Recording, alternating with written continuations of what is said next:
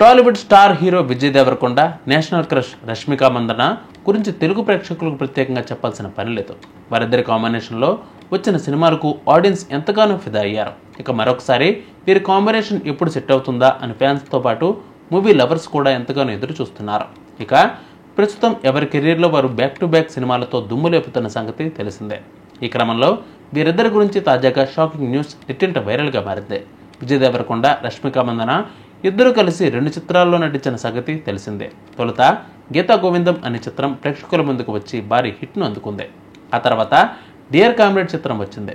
కానీ ఆశించిన మేర ఫలితాన్ని ఇవ్వలేకపోయింది. అయితే డియర్ కామ్రేడ్ చిత్రంలో వీరి ఆన్ స్క్రీన్ రొమాన్స్కు ఆడియన్స్ షాక్ అయ్యారు.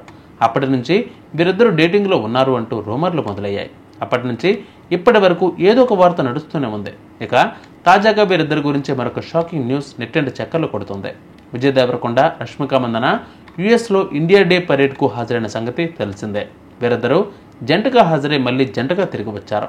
ఇదే సమయంలో విజయ్ దేవరకొండ, రష్మిక మందన ఇద్దరు సీక్రెట్గా ఎంగేజ్మెంట్ చేసుకున్నారని ఆ రూమర్ సారాంశం. అది కూడా రష్మిక మందన దుబాయ్లో నిర్వహించిన సైమా 2025 అవార్డ్స్ ఫంక్షన్లో ఎంగేజ్మెంట్ రింగ్ను ధరించి కన్ఫర్మ్ చేసిందనే ప్రచారం. అయితే తాజాగా ముంబైలో రష్మిక మందన చక్కలు కొడుతున్న సమయంలో తన వేలికి ఎలాంటి రింగు ధరించలేదు. ఇక తాజాగా పంచుకున్న ఫోటోల్లో కూడా కేవలం ఫ్యాషన్ రింగును కలిగి ఉంది.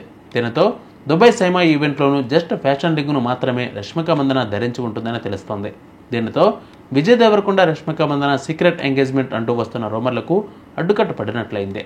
ఇక కెరీర్ విషయానికి వస్తే విజయ్ దేవరకొండ రీసెంట్గా కింగ్డమ్ అనే చిత్రంలో ప్రేక్షకుల ముందుకు వచ్చాడు. కానీ ఆశించిన మేర ఫలితాన్ని అందుకోలేకపోయాడు. మరొక వైపు రష్మిక మందన మాత్రం తన కెరీర్లో దూసుకుపోతుంది.